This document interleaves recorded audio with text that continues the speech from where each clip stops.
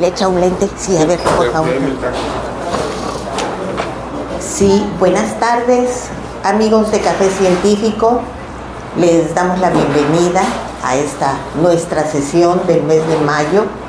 Una sesión que ha despertado mucho interés y mucha inquietud en las redes sociales desde que empezamos a anunciar. Y bueno, les comento para quienes nos acompañan por primera ocasión que este espacio de acercamiento a la ciencia tiene 19 años de existir. Y lo que pretendemos es invitar a especialistas, investigadores, académicos, científicos, a que nos vengan a platicar algo de sus investigaciones. Y bueno, estamos en un ambiente informal, ustedes están degustando una bebida de su predilección, están compartiendo la mesa con algún amigo, con los familiares, y de eso se trata, que haya un ambiente amable, un ambiente pues también amoroso, y poder disfrutar un poco de ciencia y de conocimiento científico.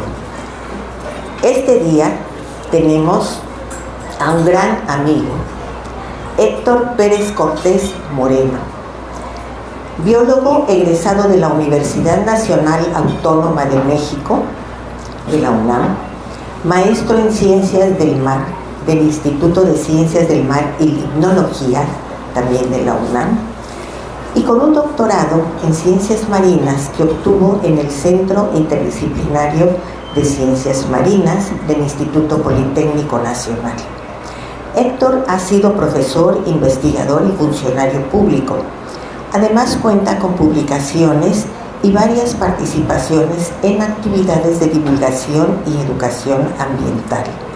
Es autor y coautor de varios capítulos de libros y recientemente publicó el libro El manatí en México, en coautoría con otras personas, incluyendo a quien fue su directora de tesis de licenciatura. Ese es el tema, amigos, que en esta ocasión nos reúne aquí en el Café Científico, y que bueno, Héctor está recién desempacado de la FIL veracruzana, en donde fue también a presentar esta obra, que como les digo, desde que supimos de su existencia, ha despertado mucho interés, mucha curiosidad. Y bueno, además les comento que Héctor ya es un gran amigo de Café Científico. Hemos tenido diversas participaciones y siempre contamos con su atención y con su presencia. Quiero pedirles un aplauso, por favor, para Héctor.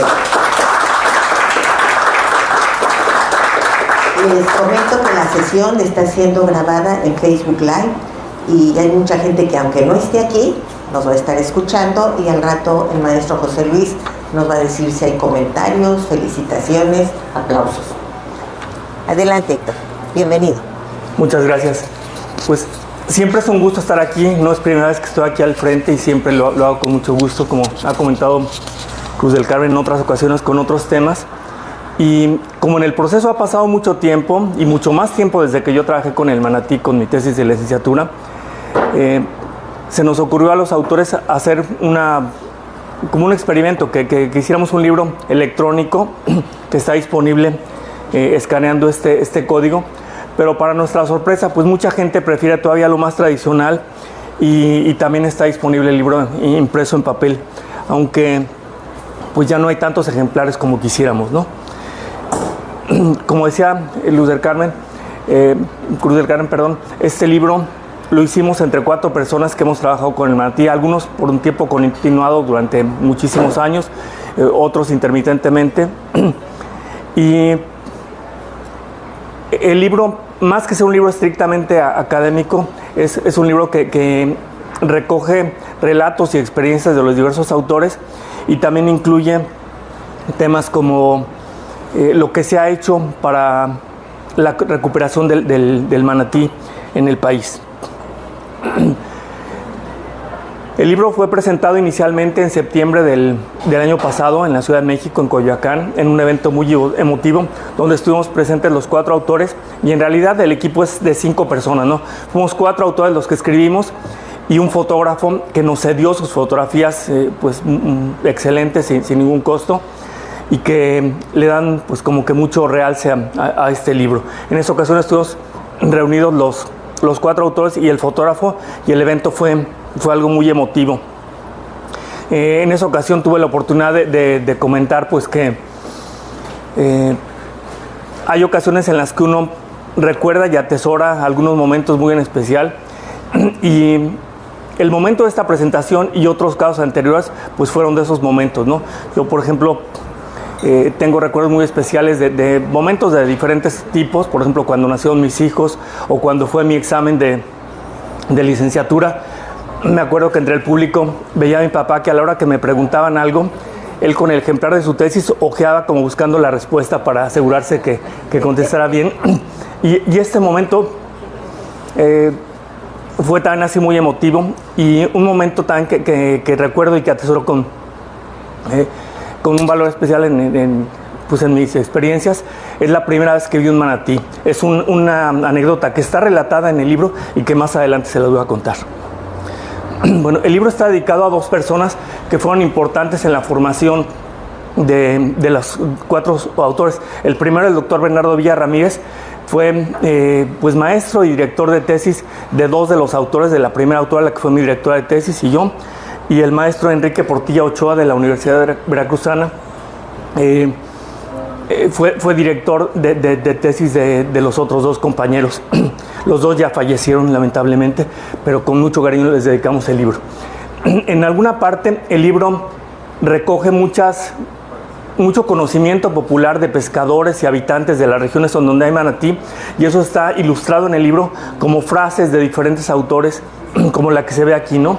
Dice: en el rancho, cuando agarraban un malantín, que es uno de los nombres que le dan en algunas regiones, hacían una fiesta. Todo el animal se repartía, no se vendía ni nada. La carne cruda, cada quien se la llevaba para cada casa. En la casa donde mataban al malantín, lo aliñaban más cerca, allí se iban a freír las carnes y repartían aparte.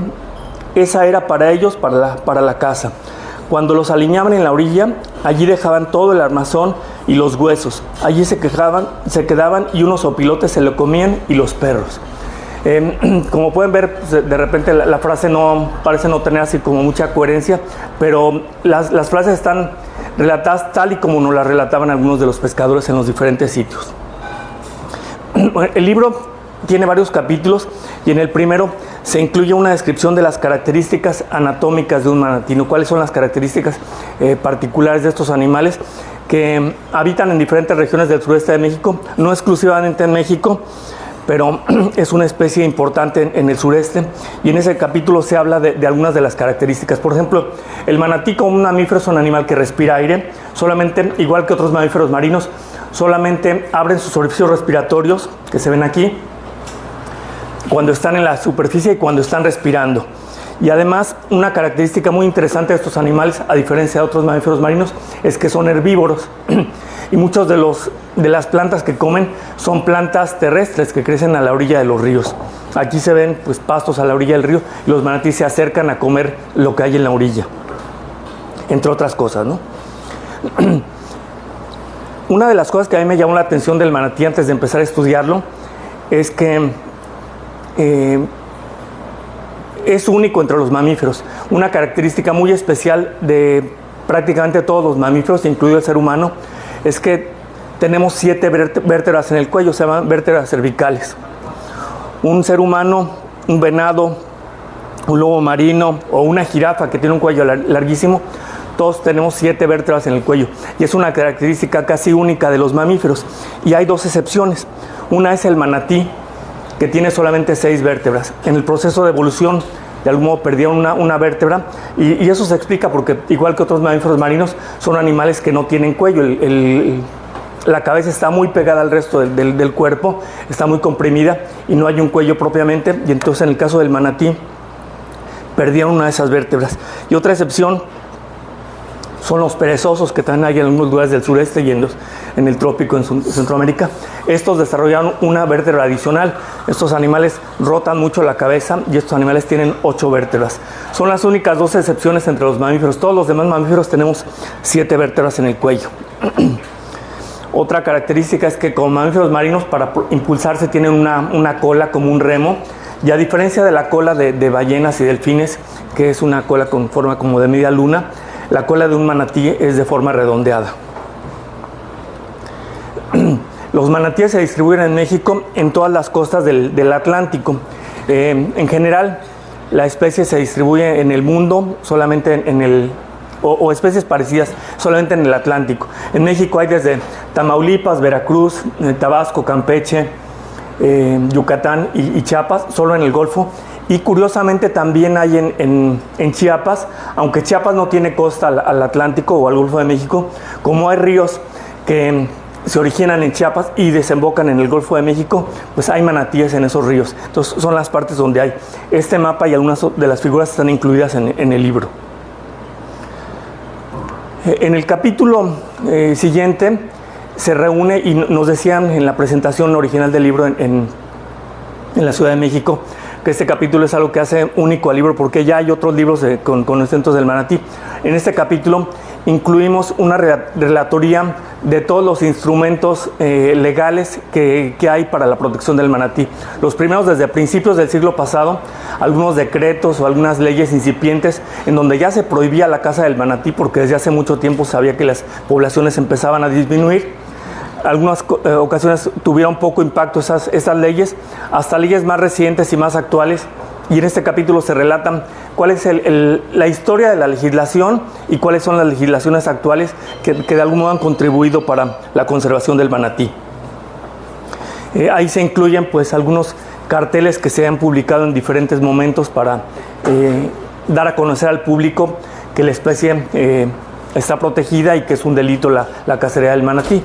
En muchos lugares lo seguían consumiendo, y afortunadamente a través de estos instrumentos legales y de la presencia y de las campañas de investigación y conservación que se han hecho, es menor la captura del manatí en la actualidad.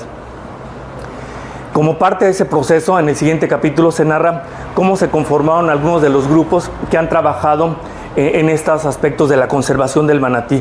Hay unos grupos principalmente auspiciados por dependencias del gobierno para hacer pues actividades y foros en donde se planea qué es lo que se requiere para la conservación del manatí, y en este capítulo se incluye pues toda la historia de cómo se han hecho los grupos, quién los han conformado, cuál ha sido el impacto y qué trabajos se siguen haciendo. Prácticamente todos los autores y muchas otras personas hemos formado de esos grupos que se han reunido en diferentes lugares, en la Ciudad de México o en Quintana Roo, o en Campeche, en Tabasco, en fin, en los diferentes lugares donde se distribuye la especie.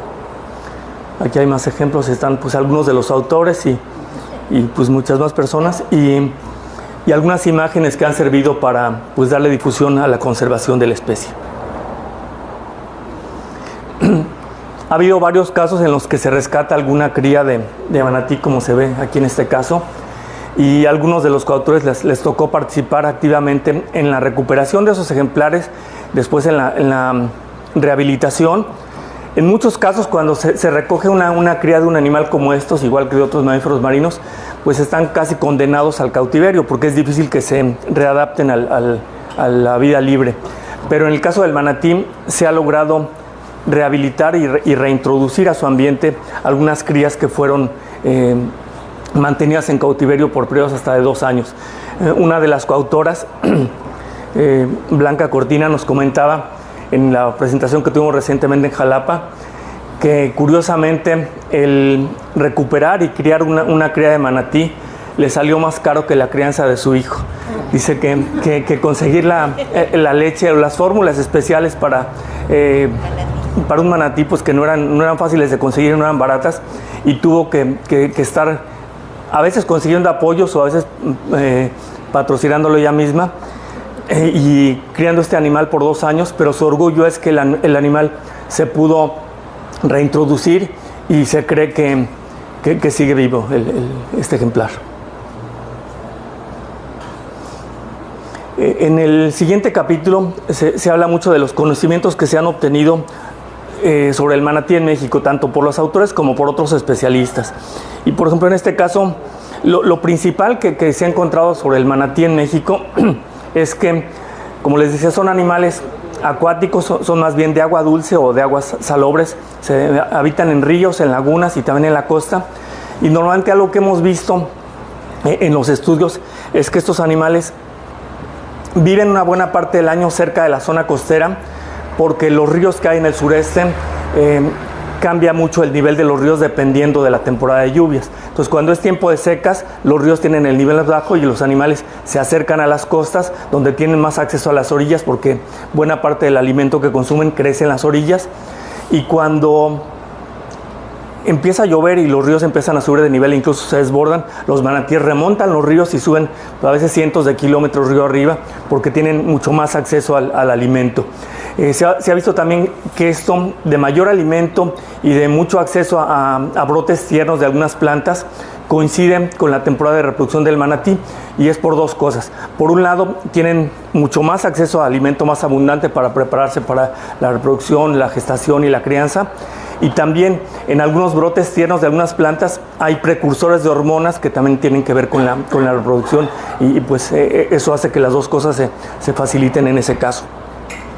Como los manatíes o los movimientos de los manatíes tienen que ver con el aumento del nivel de los ríos y la bajada, a mí me tocó que algunos pescadores me decían que ellos aseguraban que la única función de los manatíes en el mundo era avisarle a la gente que los ríos iban a subir de nivel. Cuando veían que los manatíes iban remontando el río, decían, pues se va a desbordar el río, y se preparaban. Bueno, les comentaba que tuvimos esta presentación recientemente, y ahí comenté, y es parte de lo que tiene que ver en el siguiente capítulo, donde cada uno de los autores hace un relato de sus experiencias propias.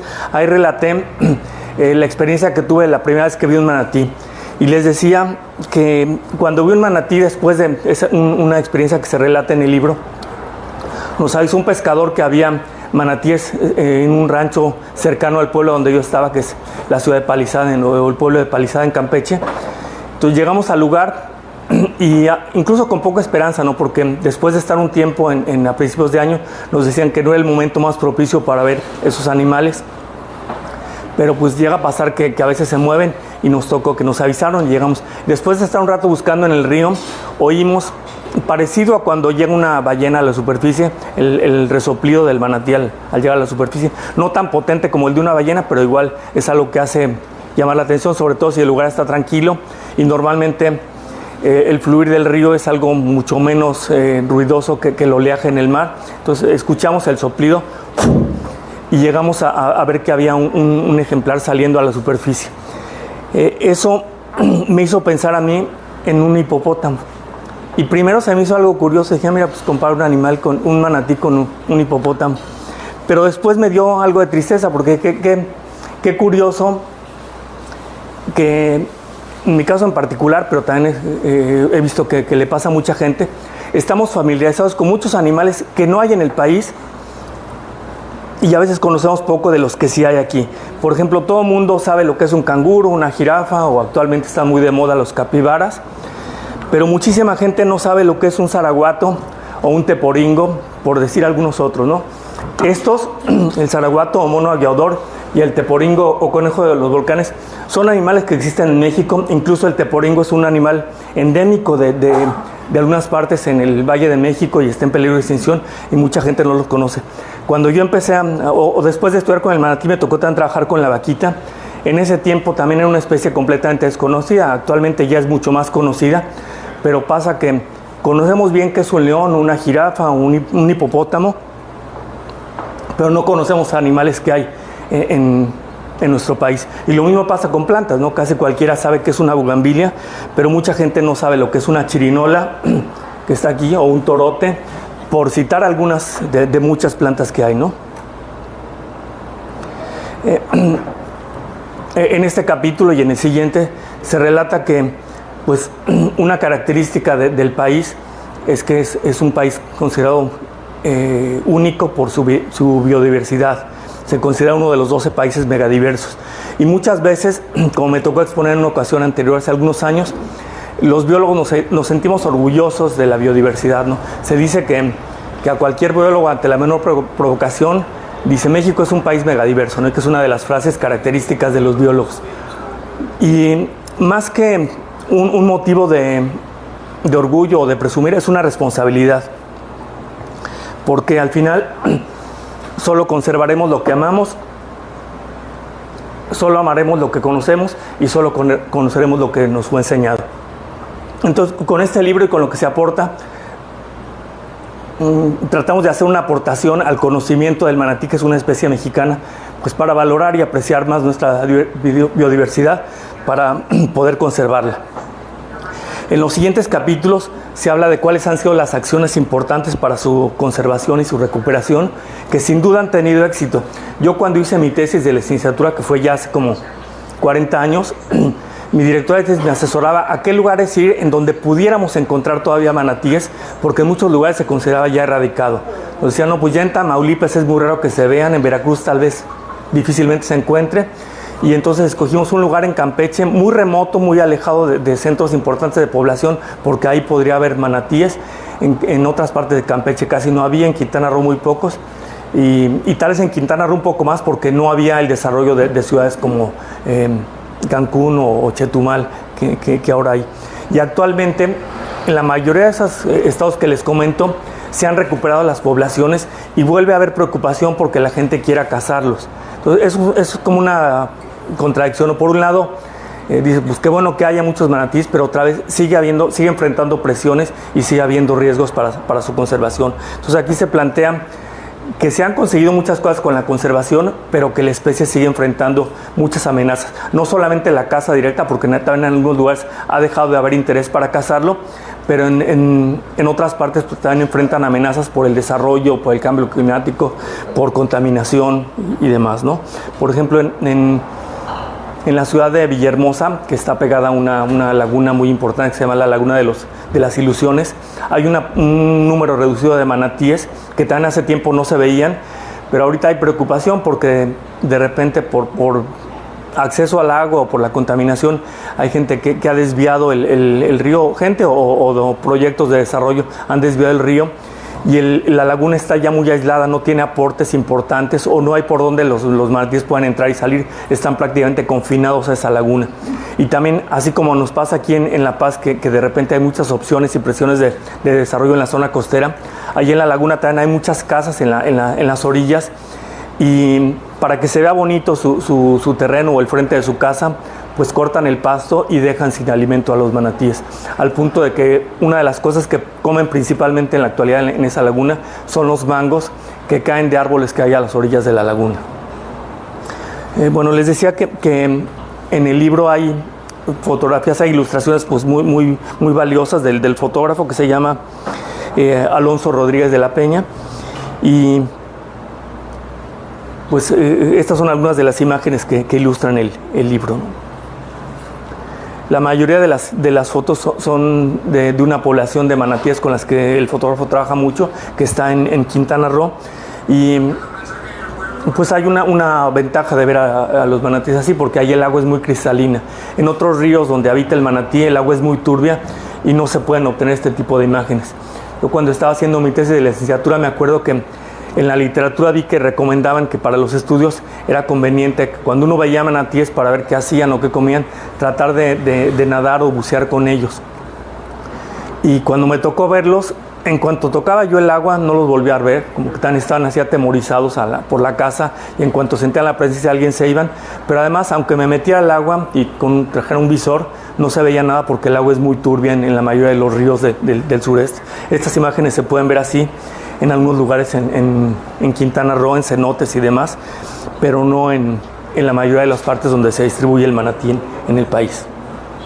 Y finalmente, el último capítulo, se hacen algunas reflexiones sobre cuál es el rol del ser humano en la conservación y un mensaje a futuras generaciones para conservar. En este capítulo y en el anterior hablamos un poco de lo que significa la conservación y el manejo de recursos naturales. Hay mucha gente que piensa que hacer manejo de una especie, por ejemplo manejo de la vaquita o del mono aguiador o algo así, implica capturar animales y tenerlos en cuidados para después poderlos liberar. Y realmente el manejo no tiene tanto que ver con manipular a los ejemplares o a las poblaciones. Se trata mucho más de trabajar con la gente. Las personas somos las que hacemos acciones que dañan a las especies o a su ambiente, y somos las que tenemos que decidir cómo manejar, cómo limitar, cómo moderar esas acciones para no tener impacto. Y muchas veces ese trabajo, más que hacer trabajo en el campo, que es fascinante, implica estar encerrados en auditorios discutiendo y viendo qué se puede hacer o qué se tiene que hacer. Si un grupo, por ejemplo, de pescadores o de desarrolladores cede para dejar de hacer algo y que se conserve el ambiente, y es mucho más trabajo de convencer a las personas que de hacer trabajo interactuando con los animales. Las dos cosas son importantes, pero el manejo de recursos naturales tiene mucho más que ver con trabajar con la gente que con trabajar con las poblaciones. Y es algo de lo que pues nos ha tocado hacer mucho en el desarrollo de este trabajo. Y algo importante también que se menciona en los últimos capítulos es que como parte de este manejo, la educación ambiental es un aspecto clave. La gente, para conocer algo, para tener un incentivo para cuidarlo, tiene que conocerlo.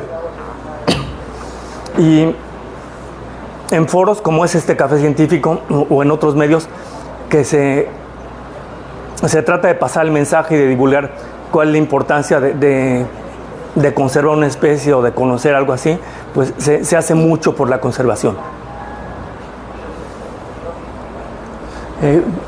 Bueno, finalmente los autores que les comentaba son la doctora Luz del Carmen Colmenero. Actualmente ella trabaja en una universidad en la ciudad de Cuernavaca.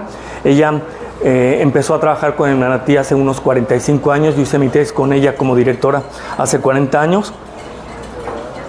Blanca Elizabeth Cortina, ella ha trabajado desde sus inicios en la Universidad Veracruzana, y en las ocasiones en las que hemos presentado el libro comenta que ella quería venirse a La Paz o a Ensenada para trabajar con mamíferos marinos, quería trabajar con ballenas o algo así, y veía que no le era fácil, que no tenía así los medios para hacerlo y estaba muy frustrada, hasta que un maestro, al que le dediqué el libro, le dijo: ¿y para qué te quieres ir para allá si aquí en el estado los manatíes te necesitan? Y se quedó y ha trabajado con ellos por más de 25 años, y ahí se nota que el trabajo que se ha hecho ha conseguido que se recuperen poblaciones. Otro compañero que inició también con ella hace unos 25 años o 30 en Veracruz, actualmente trabaja en Chiapas, y ya no solo con manatí, trabaja también con otros aspectos de conservación. Bueno, pues también estoy yo como coautor, como ya se comentó al principio, y el fotógrafo es, bueno, se ve cortada aquí en la presentación, Alfonso Rodríguez, que trabaja en una organización que de hecho él la fundió, que se llama Mares de México, y además de sus fotografías que amablemente nos cedió, él trabaja en muchos proyectos de conservación, sobre todo con aspectos marinos en diferentes partes en el país, no solamente con manatíes. Y como les decía al principio, con esta situación de la tecnología, el libro, bueno, he platicado incluso con mi cuñado Sandino que escribir en México en general pues no es un negocio, no es algo rentable, y más bien a veces es como por amor al arte y uno tiene que invertir. Aquí en este caso, para imprimir el primer tiraje, todos los autores aportamos algo para pagar tanto la edición como la impresión, y además de que teníamos pues un límite en los recursos que podíamos disponer para eso, pensábamos que no sería fácil que se colocaran, pero para nuestra sorpresa, el primer tiraje que hizo prácticamente se agotó, y incluso hay gente que ha solicitado el libro por Amazon, como les decía, descargando esto, o en la página de Amazon el libro está disponible y se puede descargar de dos formas: como libro electrónico para quien le guste leerlo en una tablet o en un dispositivo digital, o también se puede encargar impreso. Y igual si alguien tiene interés en más información o poder ver el acceso, si me ayudan a repartir estas tarjetas, ahí está el código QR que se puede utilizar para descargar el libro, que los lleva a esta página, o también usando esta liga que aquí en la presentación se ve incompleta. Pero se pueden ver ahí muestras del libro, se pueden ver algunas de las fotos, y se pueden tener dos opciones: o descargar el libro digital con un precio mucho más módico, o encargar el libro impreso. Y pues aquí ya me han pedido en particular algunos. Si acaso alguien tuviera interés, tenemos un par adicional de ejemplares, y si acaso no fueran suficientes, pues el compromiso sería que cualquiera lo descargue con este código, Y en la siguiente sesión del Café Científico en el mes de junio, aquí con gusto, si es de su interés, pues se los autografiamos con gusto. Pues es lo que quería platicarles sobre lo que se ha hecho con esta especie y sobre el libro en general. Y si alguien tiene alguna duda o algún comentario que hacer, pues con gusto los atendemos.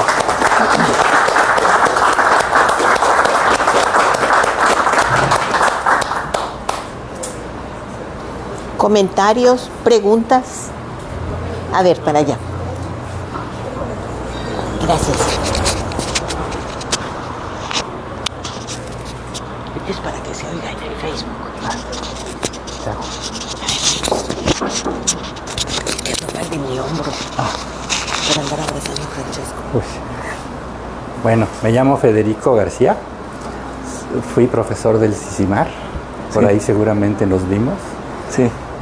Yo afortunadamente ya logré ver manatís en Chiapas. Lo felicito, doctor, muy bonito trabajo. Y tengo un comentario, una pregunta. Hace muchos años recuerdo que no sé a qué político o a quién se le ocurrió llevar manatís a Xochimilco supuestamente para convertir el lirio acuático. Pero creo que eso terminó mal porque no sé si se murieron o los mataron. ¿Sabe usted algo de en qué paró ese asunto? Sí. Gracias.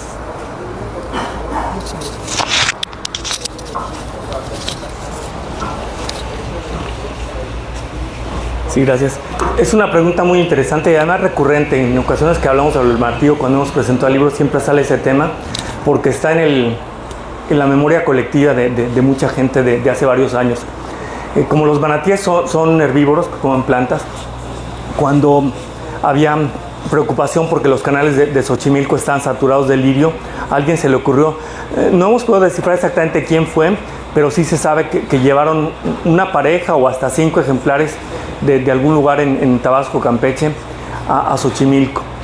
Y hay escritos tanto en el periódico, creo que hay un artículo en el periódico Excelsior, y también algo que se recoge en un libro de los años 50 o 60 que se llama Esplendor de Manatíes o Memorias de Sirenas.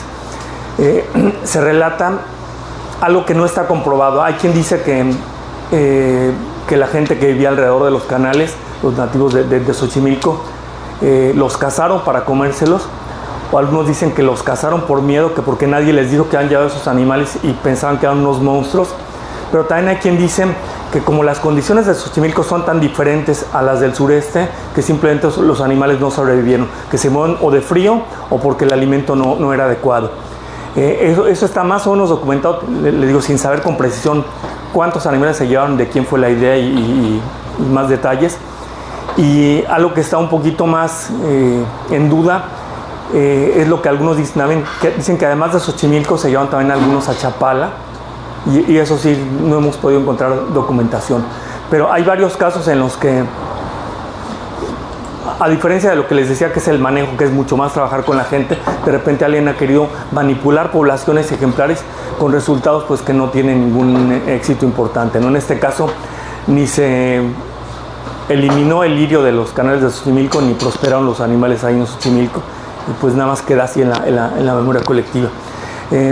Hay mucha información de este tipo, porque también algo que mucha gente desconoce, y probablemente el maestro Durco aquí presente nos pueda ampliar algo más, es que cuando muchos de nosotros estábamos jóvenes, fue muy importante saber que llegó una pareja de pandas al Zoológico de México, y fue algo así muy sonado, muy comentado. Hubo hasta concursos para ponerles nombres a los pandas, sobre todo cuando nació alguna cría. Lo que poca gente sabe es que más que un regalo de China a México, fue un intercambio. El gobierno de México cambió una pareja de pandas por una pareja de manatíes, y al maestro Duque le tocó viajar a China para llevar esos ejemplares. ¿Alguna otra pregunta?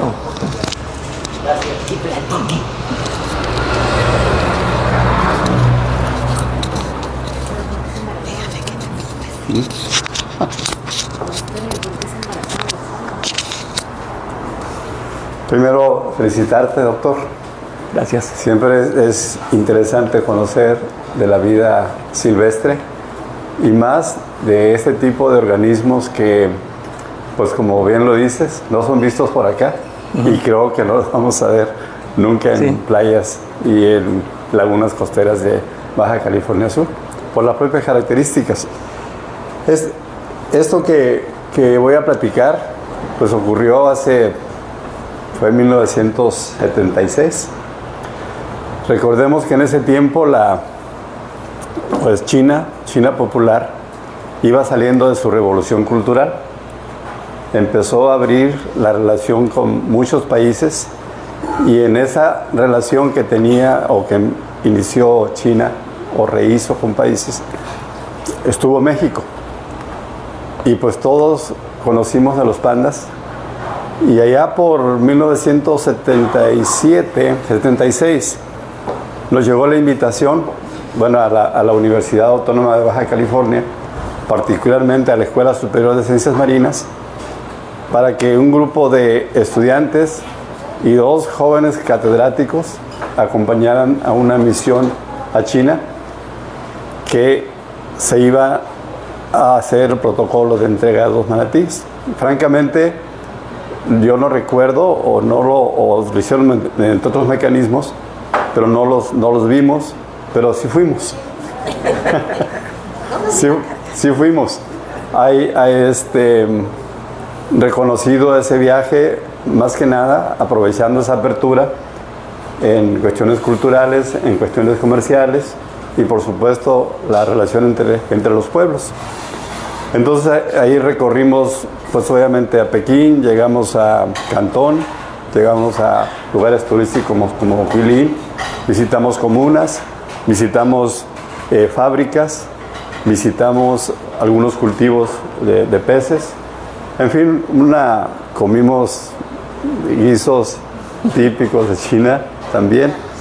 Entonces fue muy interesante ese intercambio, pero aparte de la historia personal que nos tocó compartir a 3 estudiantes y a 2 profesores que iniciábamos en la universidad, pues fue la parte del intercambio natural, porque el mundo animal sea capaz de unificar culturas, de hermanar a pueblos y de enfrentar o compartir objetivos comunes.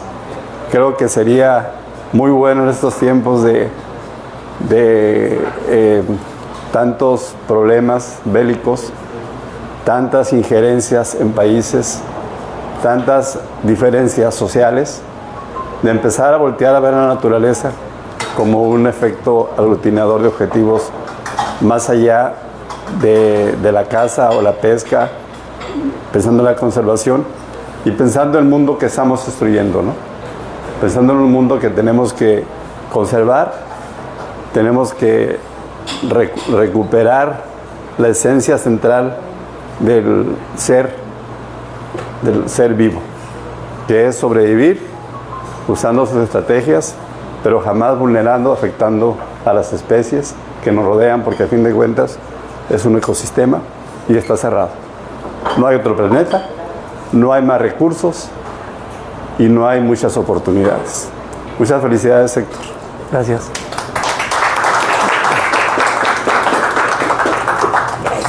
Yo creí que iba a estar dando. ¿Alguna otra pregunta, comentario? Alguien dijo por acá.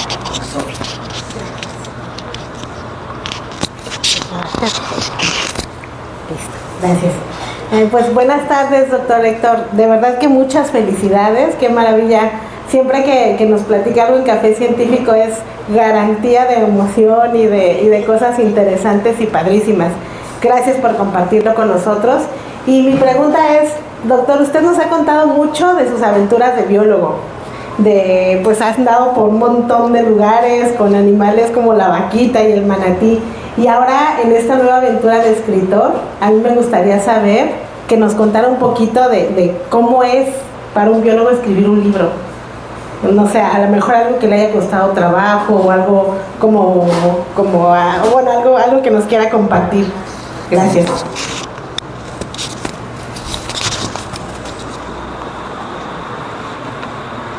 Sí, gracias. No, pues interesante pregunta. Creo que es difícil contestar. Yo creo que siempre el papel de alguien que hace algo de investigación es importantísimo darlo a conocer, ¿no? No es cosa de que uno estudie algo y se lo guarde para sí mismo. A mí a veces me pasaba que yo decía, pues yo tenía esta inquietud con tal especie, y cuando haciendo estudios sentía yo que ya me había contestado la pregunta que yo tenía, y yo decía, pues ya terminé, ¿no? Pero no, pues falta darle difusión, porque si no, no tiene ninguna utilidad. Y algo interesante en este caso es que, a diferencia de escribir un artículo científico que va para un público pues, que es más bien muy reducido, más especializado, que sigue procesos distintos, aquí, sin tener tal vez el rigor de un artículo científico, pues por un lado fue un reto buscando que el relato fuera en un lenguaje más coloquial, accesible e interesante para cualquiera, pero con las ganas justamente de dar a conocer lo que se sabe de animales como estos, incluyendo experiencias, anécdotas que muchas veces sobran en un artículo científico. Entonces la experiencia fue muy interesante, un reto pues que a todos nos trajo satisfacciones, y sí con ganas de hacer algo más con otras especies parecidas. Aprovecho tan algo en relación a lo que comentaba tan el maestro hace poco sobre el tema del cautiverio y de relaciones culturales y demás. En una sesión reciente alguien nos preguntaba que cuál era nuestra percepción sobre tener animales como estos en cautiverio. Y es una pregunta también complicada, porque a lo largo de este tiempo la situación tanto del ser humano como de las poblaciones silvestres y de las especies ha cambiado. Definitivamente el haber tenido la oportunidad de tener animales como estos en cautiverio hizo que mucha gente los conociera, hizo que se puedan hacer muchos estudios, pero tal vez actualmente ya con el conocimiento que hay pues no se justifique, a menos que sean condiciones muy cuidadas para tener animales en cautiverio, ¿no? Pero definitivamente el haber tenido animales en cautiverio como manatíes, delfines y muchos otros ha hecho que cambie la percepción del ser humano, de la percepción pública en general, y que de pasada se tenga impacto en otros aspectos, inclusive aspectos de relaciones entre dos naciones.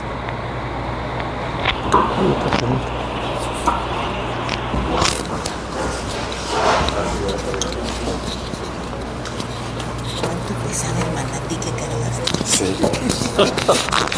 Para comparar. A ver, ahí está.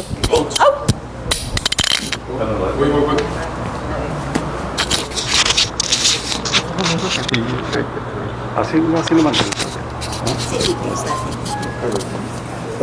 Nada más para dar el crédito o mérito a quien corresponda. Esa misión fue encabezada por el ingeniero Luis Kasuga Osaka, que en ese tiempo era director del Instituto Nacional de la Pesca. Entonces, yo creo que la invitación a las ciencias marinas porque era pues una universidad que estudiaba el medio ambiente marino, y por esa razón fuimos para allá. Héctor, has tenido diferentes experiencias en el Pacífico y en el Golfo Atlántico. Has trabajado muchos años con especies de mamíferos marinos de diferente característica, desde herbívoros, carnívoros, con migraciones, sin migraciones, con especies en riesgo real de extinción. ¿Qué podrías tú recomendar al campo de la investigación de este tipo de organismos? Que sabemos que la vaquita está en franca extinción, y lo que hemos visto, ha habido algunos resultados en el conteo y recuperación, pero al destruir todo el ecosistema del río Colorado, al destruir la vida original, al incrementar la pesca de la totuaba, al no poder controlar el tráfico de la misma como debiera ser, pues nos lleva a pensar que va a ser muy complicado recuperarla. ¿Qué recomendarías tú, habiendo estudiado diferentes especies, diferentes ecosistemas, problemática parecida?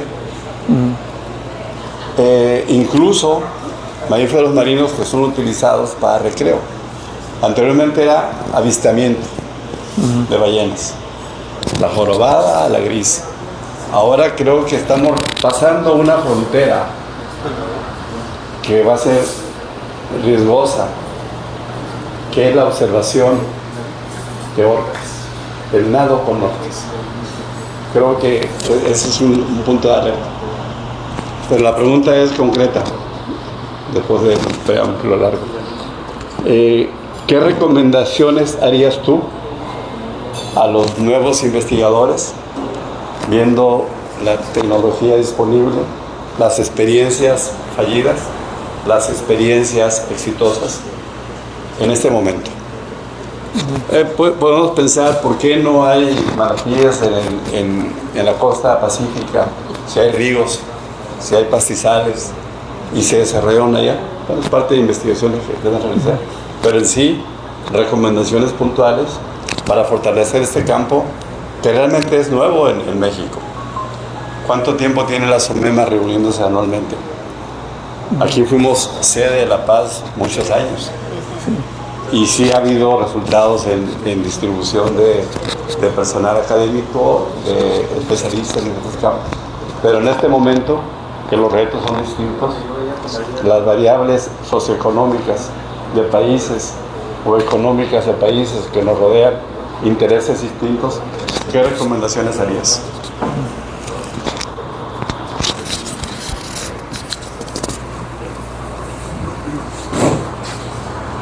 Es una pregunta muy interesante, pero a la vez muy compleja, ¿no? No es fácil una respuesta sencilla o concreta, pero de algún modo el tema lo tratamos en el libro. Lo había mencionado también cuando hice mi doctorado trabajando con otras especies. Y un comentario es que la conservación es un blanco móvil, ¿no? Uno puede decir, para conservar tal especie o tal ecosistema necesitamos tal información o tales recursos, algo así. Y cuando uno lo reúne y dice, ya podemos apuntar a ese blanco, resulta que el blanco ya se murió. Cambiaron las condiciones, hay otras presiones, hay otras circunstancias. Entonces hay que estar listo a estar generando información, obteniendo los recursos que hagan falta para apuntar ese blanco que se está moviendo. Y algo importantísimo que no se ha hecho, por ejemplo, con el caso de la vaquita, sino hasta muy recientemente, me decía una de las coautoras que hace como 20 años ella le sugirió a alguien que estaba haciendo esfuerzo por la conservación de la vaquita. Dice, ¿por qué no sumamos una campaña de educación ambiental con lo de la vaquita? Y le dijo, no, ahorita son los prioritarios, tenemos que atender otras cosas, que la sobrepesca o que lo que está pasando con el río Colorado y demás. Y 20 años después le dijo, si tuviéramos hecho caso y hubiéramos enfocado mucho más a la educación ambiental, tal vez el resultado sería distinto a lo que hay ahora. Mucha gente que trabaja con mamíferos, en general no solamente marinos, cree que se han destinado muchísimos recursos a la vaquita sin tener el éxito esperado. Y a mí me parece, es una posición muy personal, es que la situación no es tal vez tan grave como debe ser, sin que deje de ser un tema de preocupación. No creo que sea tan grave, o al menos yo soy muy optimista, ¿no? Les digo, cuando yo empecé a trabajar con manatí, algunas poblaciones estaban casi desaparecidas y actualmente se ha recuperado, aunque han surgido otros problemas, ¿no? Es un blanco móvil la conservación. Pero si hubiera tan poquitas vaquitas como las que se dice que hay, yo creo que sería prácticamente imposible localizarlas cuando se hacen cruceros de investigación, y prácticamente en cualquier esfuerzo de investigación se encuentran vaquitas. No pasaba eso hace 25 o 30 años, cuando ni siquiera sabemos exactamente dónde vivían las vaquitas. Había cruceros que abarcaban la mitad del Golfo de California para primero ver en dónde habitaban, ¿no? Y ahora que ya se sabe exactamente dónde hay, cada vez que alguien va a buscar vaquitas en un estudio de investigación las encuentra. Entonces yo creo que eso es esperanzador, pero hace falta sumar otros aspectos, ¿no? Identificar qué es prioritario, si detener la pesca o cuáles son los inconvenientes para detener eso. Y definitivamente hacer muchos más esfuerzos de educación ambiental para que se tenga un impacto en la conservación, ¿no? Eso sería, pues, entre otras cosas, porque, como te decía, la respuesta creo que es muy compleja. Sí. Otro café científico más. Otro Bien, café. Gracias, Víctor, está muy interesante el tema.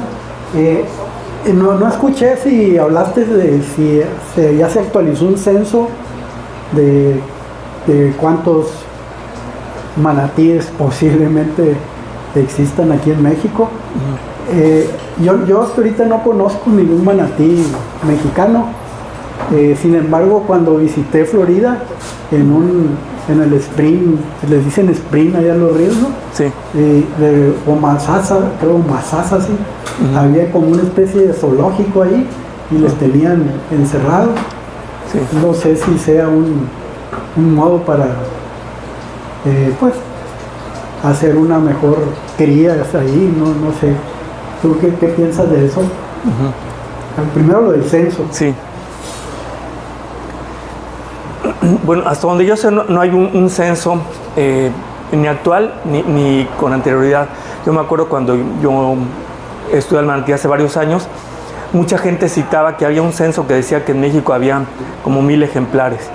Pero si uno buscaba la fuente, citaban a otro autor, pero uno localizando así al autor o al que citaba uno y otro, no se encontraba en la fuente original ninguna parte donde dijera que había ese número. Como que alguien lo sugirió y de repente se retomaba, pero no había ningún censo. Y actualmente no hay, como que sí se tiene detectado que hay poblaciones distintas en Quintana Roo, en Campeche, en Veracruz. Y definitivamente se asume que las poblaciones han crecido sin tener un censo exacto. Y muchas veces para conservación hay quien se pregunta, bueno, ¿cuántos animales hay o cuántos quedan?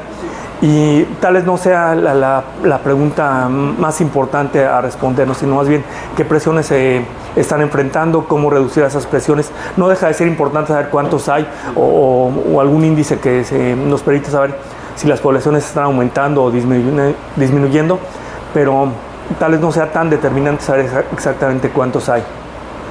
Y en cuanto a eso del cautiverio... El refugio que tienen, sí. Como refugios, ¿no? Sí, sigue habiendo algunos refugios. Hay algunos lugares, por ejemplo, las especies de manatíes actuales al menos son animales tropicales. Viven solamente en aguas pues, más bien cálidas, cerca de los trópicos.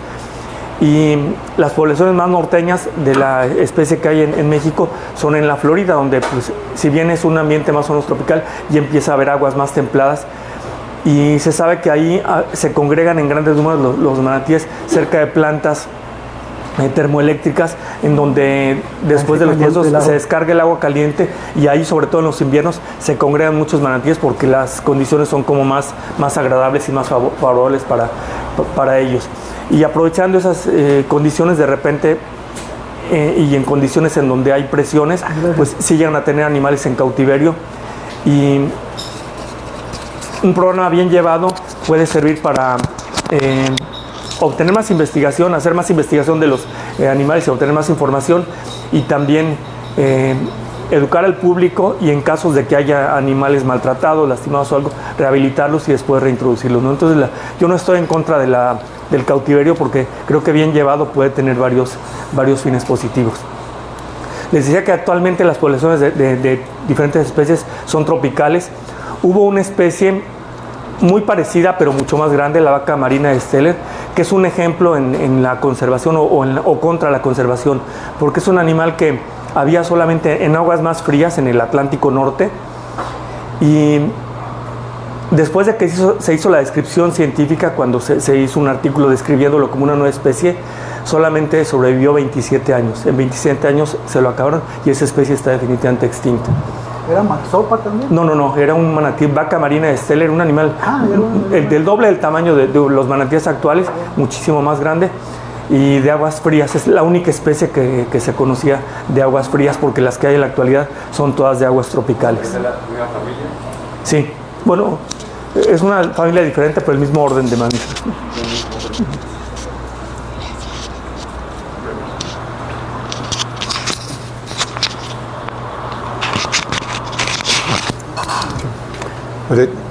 Doctor, muchas felicidades por tu presentación. Realmente nos has llevado de la mano en un viaje al conocimiento de una especie muy importante para nuestro país, ya que hasta en el vulgo se maneja, como se comentaba, la situación esta de los manatíes en Xochimilco. O sea, eso todo el mundo de nuestra época, esa situación todo el mundo lo comenta, y lo que más se decía era que se los habían comido, porque eran como unos cochis y que quién sabe qué, pero realmente quizás lo más seguro es lo que comentaste al final, que pues el agua era muy diferente, las condiciones ambientales de donde se criaron esos animales.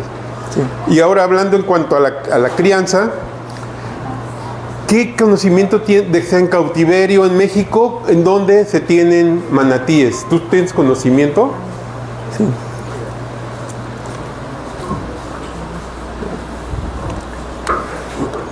Hace muchos años, cuando había parques acuáticos en la Ciudad de México, tal vez los primeros mamíferos marinos que hubo en cautiverio en México, en vez de estar en la costa donde las condiciones eran más fáciles, se llevaron a la Ciudad de México.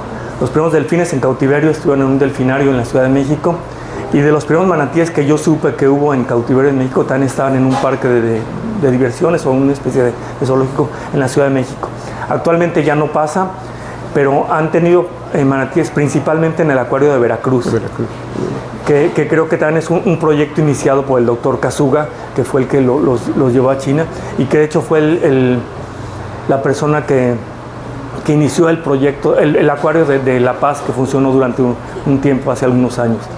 Entonces, donde más han tenido en cautiverio en México es en el acuario de Veracruz, y de repente en condiciones tales no idóneas, en localidades pequeñas, en alguna poza en Tabasco o en Quintana Roo, pero donde más formalmente se han tenido con éxito en la recuperación y después reintroducción es en el acuario de Veracruz.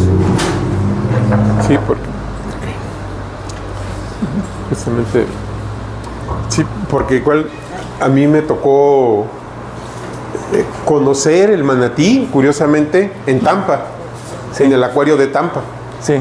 Es todo un atractivo ahí, sí. Era un atractivo, fue 2005, cuando tuve oportunidad de estar ahí, y era todo un atractivo, o sea, realmente que digamos, y el acuario de Veracruz, cuando me tocó estar ahí, nada más dijeron, aquí hubo manatí, pero como que no lo supieron mantener, algo pasó ahí, que perdieron, y después ya que ingeniero Kasuga salió de allá, pues también y cambió la administración del acuario de Veracruz, sí. Pues se perdieron muchas cosas en el acuario de Veracruz. Realmente sí. Hubo una lamentable pérdida de especies y de lo que ya se tenía ganado ahí en el acuario, que era un acuario muy completo, el sí. Acuario de Veracruz. Tuve oportunidad también de visitarlo, conocerlo y todo, porque soy de allá, de Veracruz. Sí, entonces, bueno, este comentario da pie a una cosa que no comenté antes, que es muy interesante. Les decía que el hecho de tener animales en cautiverio cambia la percepción, y también, como bien dices, es una oportunidad para que mucha gente conozca animales que de otro modo no podría ver, ¿no? Y al conocerlos pues hay un interés por la conservación y demás. Y a mí me parece que eso puede ser mucho más importante y mucho más benéfico para las poblaciones que proyectos de ir a nadar con animales silvestres, como el caso de las orcas, ¿no? En el caso de tener una pareja o hasta 4 o 5 animales en cautiverio, ya sean delfines o manatíes, pues puede ser triste para ese grupo, pero si están bien cuidados con un espacio suficiente, está bien. Y en ese caso sería un impacto para 4 o 5 animales o para una pareja, en comparación con impactar toda una población si uno va a nadar con animales o si se hace mal llevada el avistamiento de ballenas, por ejemplo, ¿no? Ahí el caso o la afectación puede ser a toda una población en vez de solamente a unos cuantos ejemplares. ¿Son de larga gestación estos? ¿No? La gestación es de aproximadamente un año. ¿Un año? Sí. Ah, okay. Sí, es larga la gestación. Pues lo que se sabe es como unos 40 años más o menos, ¿no? Dependiendo de las condiciones, pero sí unos 40 años. Y la gestación es prolongada y al igual que muchos mamíferos, pues no tienen muchas crías muy seguido, no llegan a tener una hembra, una cría cada 2 años más o menos. ¿No se le notan vibrisas o bigotes? Sí, de hecho el nombre científico de la especie Triquecus quiere decir pelos dispersos o pocos pelos, muy poco porque tienen pelos en todas las partes del cuerpo. En la región del hocico tienen vibrisas más gruesas, pero en todo el cuerpo tienen pelo disperso. Ah, mira, qué curioso. ¿Alguien más acá? A ver, María. por favor.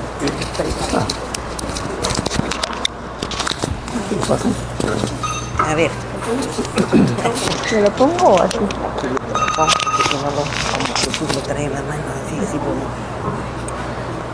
Pues primeramente muchas felicidades, doctor Héctor, porque está muy, muy interesante. Y yo me quedé con la duda ahorita que decía mi esposo del manatí.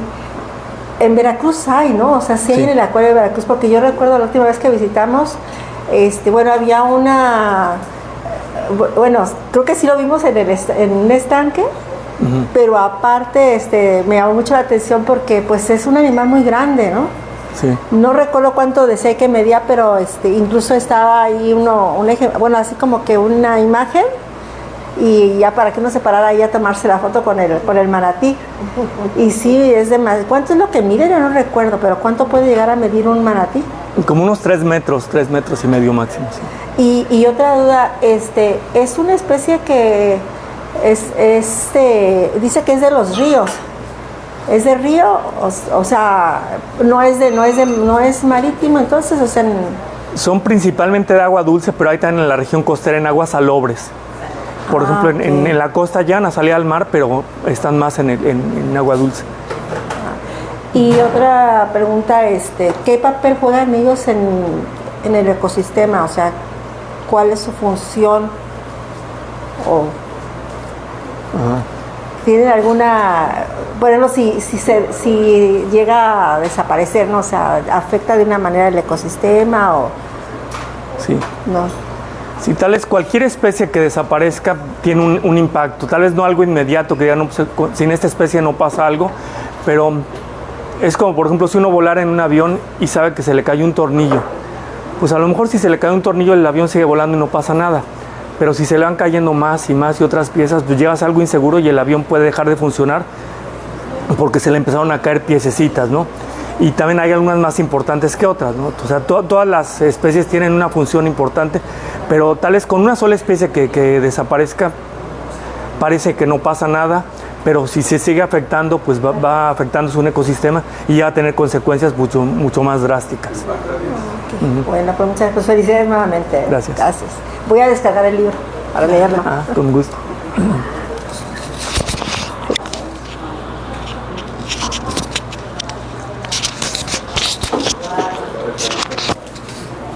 Mi pregunta es, ¿tiene algún depredador natural, aparte del hombre, que le afectara a la población? No alguno importante, como que justamente como dice, el hombre ha sido el principal depredador para la especie.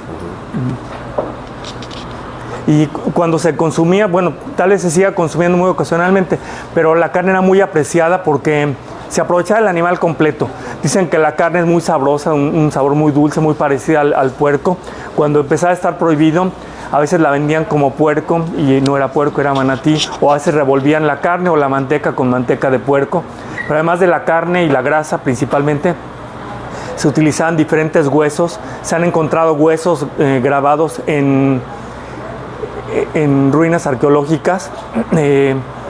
Hay en algunas poblaciones creencias de que un hueso servía para tratar el asma o para males del oído o para diferentes cosas, y la piel, que es muy gruesa, se utilizaba para hacer camas de carretas o fuetes para arrear el ganado y cosas así.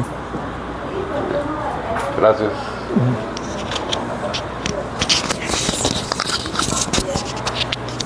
Bien, pues, ¿hay alguna pregunta más? ¿Otro comentario? De no ser así, pues le vamos a pedir aquí al maestro Esteban entregar el reconocimiento al doctor Héctor.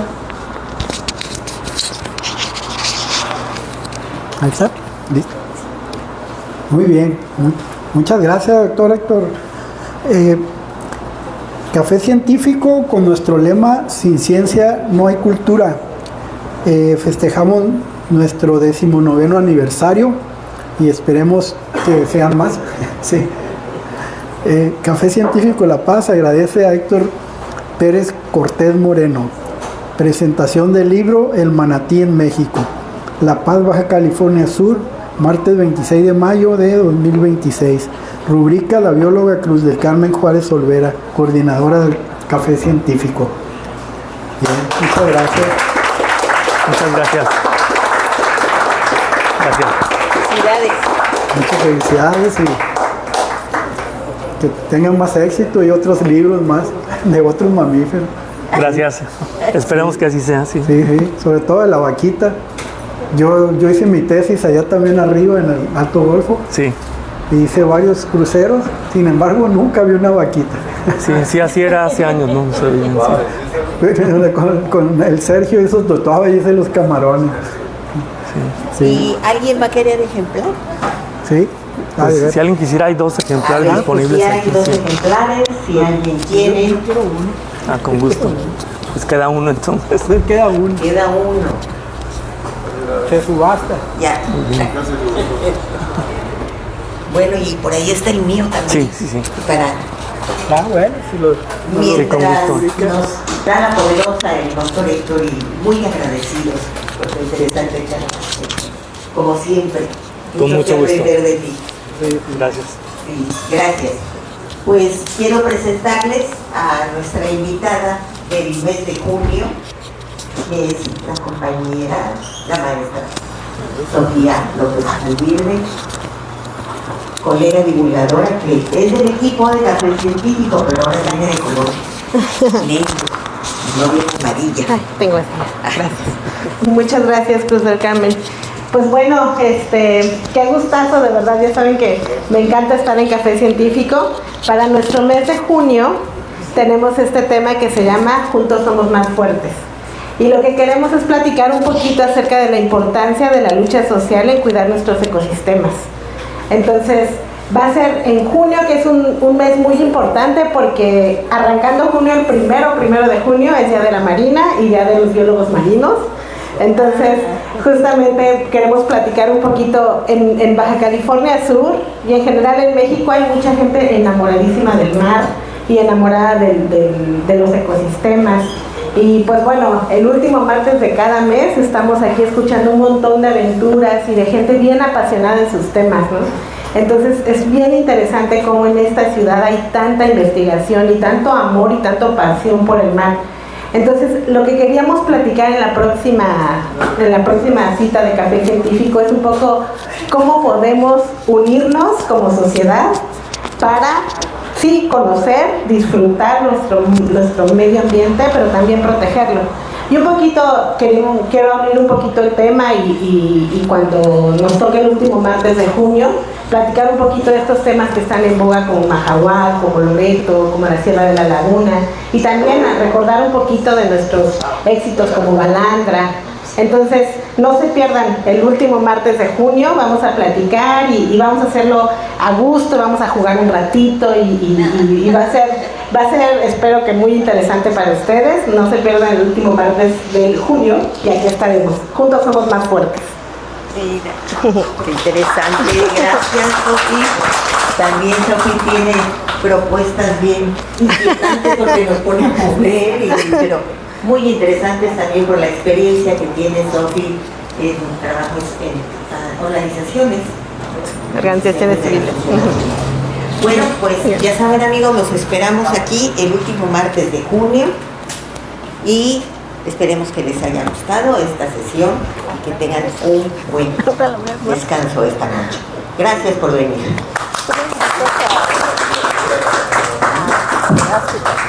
¿Vale? ¿El qué? Sí.